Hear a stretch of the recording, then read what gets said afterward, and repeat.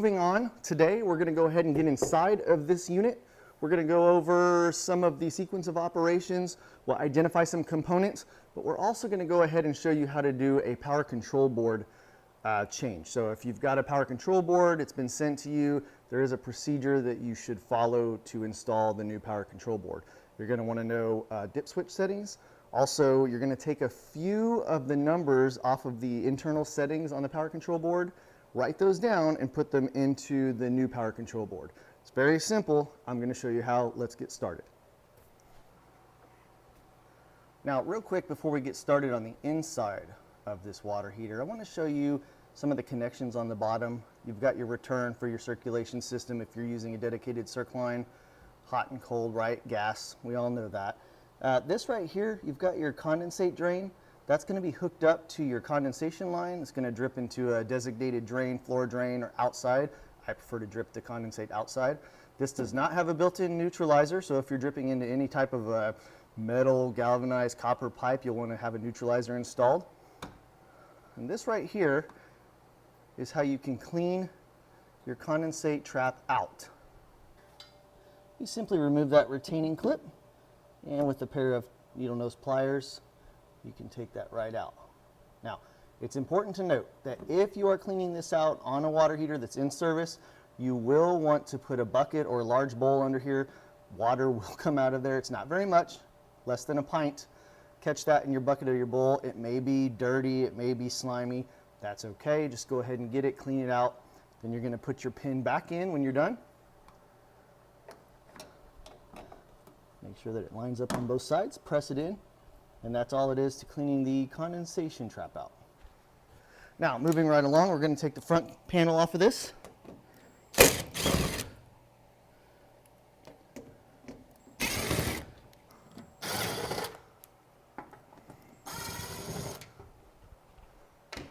Now there's 4 screws that hold this front panel on, and it does have a lip on the top. So when you take your 4 screws out, it doesn't fall off.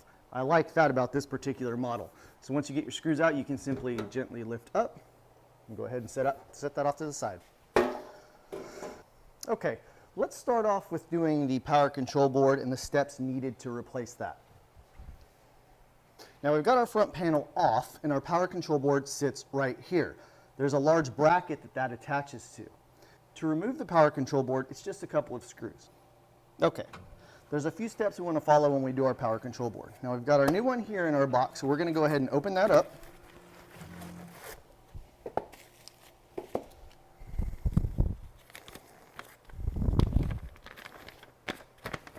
And we can read through this. Now we've got to take a few of the numbers settings out of this control board, and we're going to put it in the new one. 4FH, 5FL, and the JAG. Now, there's 2 menus on here, or two menus you can access, rather. There's the installer mode, and then there is also the status mode. It's important to note, on the power control board, there's a sticker that shows the settings for the dip switches. They're not accurate.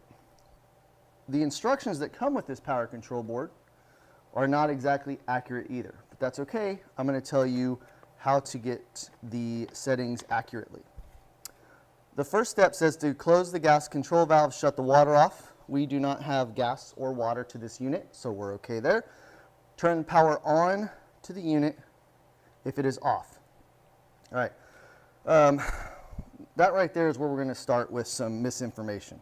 We need to access installer mode to get 4FH and 5FL.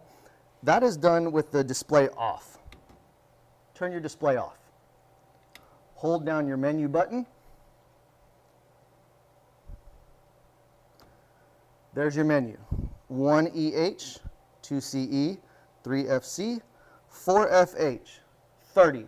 Write that down. 30. Go right over to 5FL. 6. Write that down. You're done with that menu. Menu button to reset. Power on. Status mode.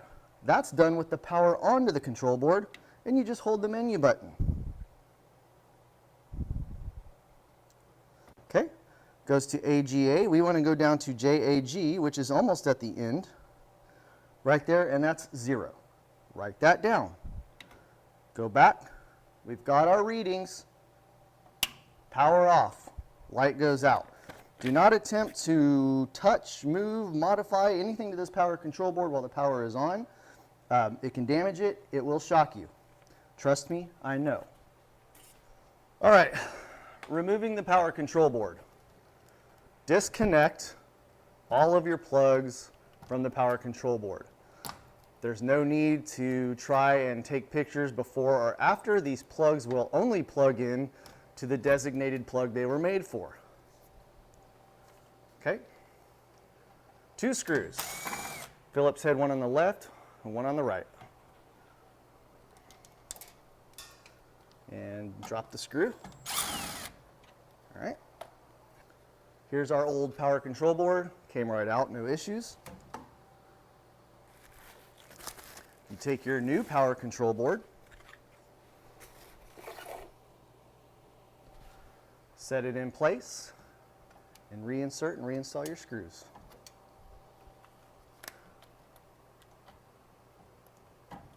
Go ahead and take your plugs, connectors, plug those back in. Like I said, they only go in their designated spot, so if it doesn't fit, you know you're trying to plug it into the wrong one. Plugs are back in.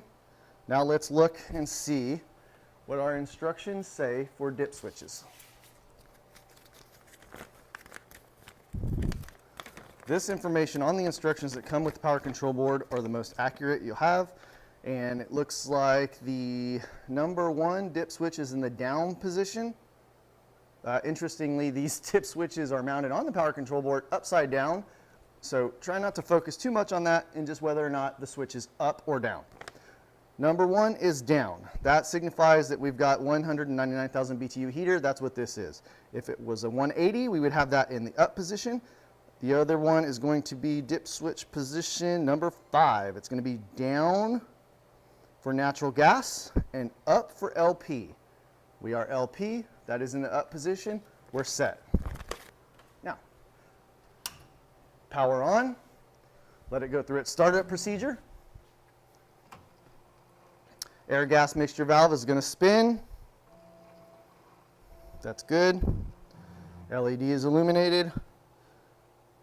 And our control display is lit up. All right. If you want to do installer mode first, you can. If you want to do status mode first, you can. Now, we'll go ahead and turn this on. Hold the menu button. Okay, status mode. We're going to flip over to JAG. 0. This one's already set at 0. I don't need to make any changes. However, if I needed to, push the middle button, turn the dial. Menu, exit out of that, back to your main screen, turn your power off, hold down your menu button. Let's go into installer mode. Here we go. Alrighty, 4FH, 30. This one is already set at 30. If I needed to change it, I would push the dial and simply scroll through. 30 is as high as you can go, we're good. Let's go to 5FL, 6. This one's already set. If I needed to change it, tap the dial, push the middle button, whatever you want to call it, scroll through, there you go, menu, power on, back at the starting screen. That's all there is to changing the power control board out. All right, now what I'm going to do is I'm going to go ahead and shut the power off to this heater. I'm going to remove this main bracket. We're going to go over some of the components and where they are. If you need to change out a bypass, water control, a thermistor, we're going to do a quick overview and show you where everything is so that you know how to access it. Begin by taking out this main panel. Screws on the bottom. Can let that sit right out of the way.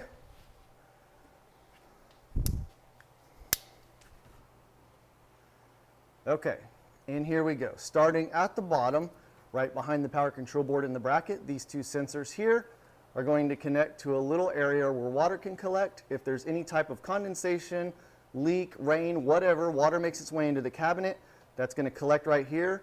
Those 2 connectors will close and it will give you a trouble code saying that it has detected water. Okay? When testing anything on here, it's a good idea to know whether or not the power control board is getting the proper signal or giving the proper signal. If you disconnect this right here, it'll put this heater back in service. You can get it dried up. Okay? Right back behind there is your condensation collector. This is where the condensate will collect and it will drain out. This is connected to the venting system. If the vent is clogged, it can push venting down in here. It will in turn push water up in here to the clear tube over to the air pressure switch, and that will throw a code also. If this air pressure switch is disconnected, if these wires are damaged or not connected to the power control board, it will throw a code. This is the air pressure switch right here. It's held in by Phillips head screws. If you need to change that out, it only takes a few minutes. Okay, moving on. Water bypass. Right here, there's two clips that hold this in, and there's two gaskets or O-rings that seal up on the pipes on the connections here. To get this out, you can unplug it. The plug is right there. And these clips pop right off, just like that. Don't lose these clips. They're sometimes a little bit hard to find and order, so make sure you keep track of those. To reinstall the clips, they simply push right on there. There's two of them for the water bypass valve, and this comes right out. Moving over to the right-hand side of the cabinet, we have our water control valve. This also houses our inlet screen, which is accessible from the bottom of the heater. The inlet screen should be checked and cleaned out every year at a minimum when you do your water heater service and flush the heater. This is also held in by two clips. These clips come off the same way. I'm going to show you here, just like that. And they reinstall by pushing them on. There's the gaskets that seal this up as well. This one, when you take the two clips off, is a little bit of a tight fit, but you just sort of finesse it and it'll come right out. So if you have a water control valve that you need to change out, you can unplug it, pop those clips, put the new one in. Now it's important to note, if you're doing any type of repairs on this, whether it be on the condensator or these water lines, get a towel, get a bowl, some water's going to come out. It's not a lot, but it's definitely enough where you would need to catch it, dry it up so that it doesn't get all over your floor in your attic or wherever it is that your water heater is installed. So in here, you notice a couple of things, some copper lines over here from the bypass. This is used to bypass water. It's also used for recirculation from the circulation pump. This is where your return water line is in the back here. So your main water comes in, your return water is there. If you're using a dedicated line, it meets right here in the middle, and it goes on up to the heat exchanger. Now, let's talk about the gas real quick. When we move on up, here is our gas control valve. It's mounted here. There's marks indicating where the gas pipe and the nut are pre-tightened from the factory. There are gaskets inside of here as well to seal the gas pipes. These connectors here, if they're damaged or disconnected, will give you a code. Up here, after the gas valve, the gas comes up and it goes into our air-gas mixture. This is what turns to adjust that. Air and gas is mixed in here, and it's pushed down into the burner assembly. Up top, you'll notice this screw right here, and I'm going to show you. There is an inlet filter screen right there down the air intake. If bugs, debris, leaves, acorns, you name it, if anything goes down that vent, it's going to stop right there. This should be checked as part of your maintenance, removing this screw, and this will come right out. There's a little tab back there that the screen fits into, and it holds it into place, and then the screw will retain it and make sure it doesn't move. So if you suspect that you have some sort of a venting or air intake problem, you can remove this. It's an easy way to check it. Now, without the cabinet cover on the front, this will draw in air from the room. Now, even though this water heater is designed to allow power venting, if you're not intending to, then you'll need to know that don't leave this cover off the front. It's going to draw in air right here. This is a cone shaped at the end, and it comes in over to the blower motor, and the air is fed in there and mixed with the gas. It's not very common to have to remove the burner assembly and clean it. However, to do that, here's what you need to do. You need to disconnect this gas line from the air gas mixer. There's a small O-ring in here. Make sure you don't drop it or lose it. Disconnect that, take it off. Disconnect your plug to your AGM. Take all of these screws out here. Take off this inlet tube. Now, once you have that disconnected, you'll move down here and you can remove these two screws here. This bracket slides in. If you need to remove this, after you take these screws out, this is not very easy to take out. You'll need to gently coerce this into coming off. I used a flathead screwdriver, just right in here, and you can put some pressure in it and pry it out. Disconnect all of your electrical connections. Over temp limit switch, igniters, and then you can move back to the back.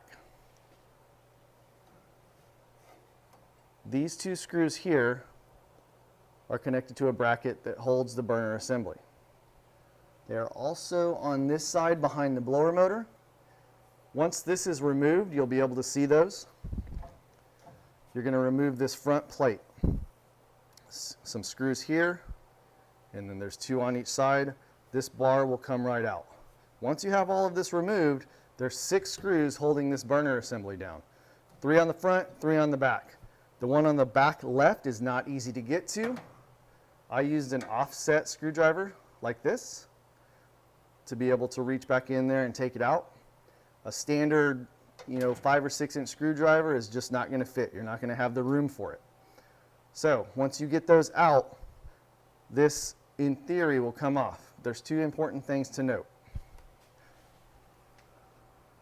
Underneath the front and the back side is the bar that is screwed up underneath that works as the backside nut to tighten the bolt into. That is what clamps this together. There's one on the front and there's one on the back. When you take these out, take these screws out, this bar will fall. You catch it, set it aside. Putting it back together is a little bit difficult in the back. What I did is I used my thumb on the back side to kind of hold it in place, and I got my screws started. On the front side, it's accessible, it's easy to get to. Just keep in mind that these need to be in place. You cannot put the burner assembly back together without these. Now you'll see here that there's silicone. This whole thing is held on with a high temperature silicone. It is not easy to get off, and you do not want to go in there and use a flathead screwdriver and start prying and using a lot of force. You'll want to just kind of slowly start to put pressure with you can use your flathead screwdriver. You just want to be delicate, and you can get that off without bending or breaking anything. Now once you start to get some movement, then you can work your way down and the burner assembly will come off. Right here is your optical sensor. If you're working on these and you're outside and it's really bright, you may need to cover this up, cover that up, use an umbrella, piece of cardboard, whatever it is. Since this is an optical sensor, if I have the cover off and the sun or light is shining right down on here, it may tell the heater that it's detecting flame when in fact it's not. It may be a false code. Now, back up to here, assuming that we've got all this back together. We've got our 2 igniter rods. It's connected to the transformer. This is going to provide spark over to the igniter rods. If you ever need to test for spark, you can simply do this. That's all you need to do. Turn your water heater on, run some water. If this transformer is working, you will see spark shoot from here over to this bar here. It's very obvious when the transformer is working. There are 2 igniter rods. If one fails, the other one will work. It will still ignite the water heater. This is not a very common issue on these, but that's how you test it. Now, way back here is the exhaust thermistor. You can take this out without having to remove anything else. All you need is about a 12 to 14 inch flathead screwdriver, and you can take those 2 screws out. You'll want to be careful to not drop them. If they get stuck in the back of the water heater, it may make your day a bad day trying to fish those back out. But you can take that thermistor right out. We'll move down here. This is the heat exchanger thermistor. It is retained by a bonnet nut. Try and get this to focus here.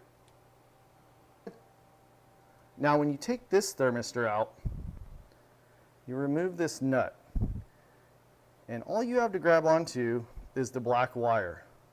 So what you want to do is, with a pair of needle nose pliers, you can grab the base of the thermistor and you can wiggle that out. There's a tiny O-ring in there. Make sure that that is retained, that you don't drop it or lose it. If you reinstall it without that, you're going to have a leak. But use a pair of needle nose to pop that out of there, as opposed to pulling on the wire. It's likely to damage or break it. Now moving down to the bottom of the heater, it's your circulating pump. These come set in stage 3. Don't adjust that. And right behind there, you'll see the yellow wire, and that is to your outlet thermistor back there. Again, you can get to these without removing a whole lot of other components. It's a little bit of a tight fit, but it's not a problem. It just takes a few extra minutes. And I don't know if we covered this, but I'll go ahead and talk about it. I think I forgot when we first started. On the inlet side is our inlet thermistor. That's going to tell us the inlet water temperature. So if you ever suspect that you're having a problem getting a code, you're not too sure what's going on, go into your menu and look and see what your thermistors are reading. You'll see the temperature here, temperature up here, exhaust, and then your outlet thermistor. And if you suspect there's a problem, like lime buildup, sediment inside a heat exchanger, you may get an overly hot temperature reading inside of your heat exchanger. If the water heater is not on, you can go ahead and get readings. And let's say you've got 70-degree water coming in, and this is reading 70, and this is reading 70, and outlet's reading 70. They're all in line. That tells you that they're working. If you get one that's out of whack, it should present itself by giving you some sort of a reading that doesn't make sense. Just to give you an example, I've got 70-degree water coming in, and my heat exchanger is registering 70-degree water, but my outlet is saying that the water is 30 degrees or 110 degrees, and I know it's not. Well, then we can say there's probably a problem there. We can take it out, put an ohm meter on it and read the ohms, and then get that replaced if we need to. Okay, now that we've gone over most of the components inside of here, I'm going to go ahead and put my main bracket back on.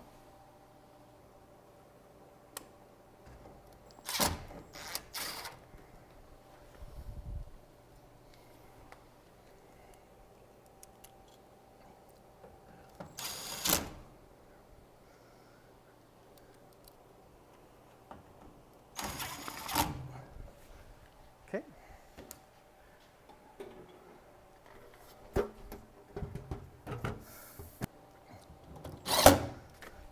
There we go, we're ready to put our water heater back in service. Now it's important to remember that on these particular units there is an on and off switch on the inside.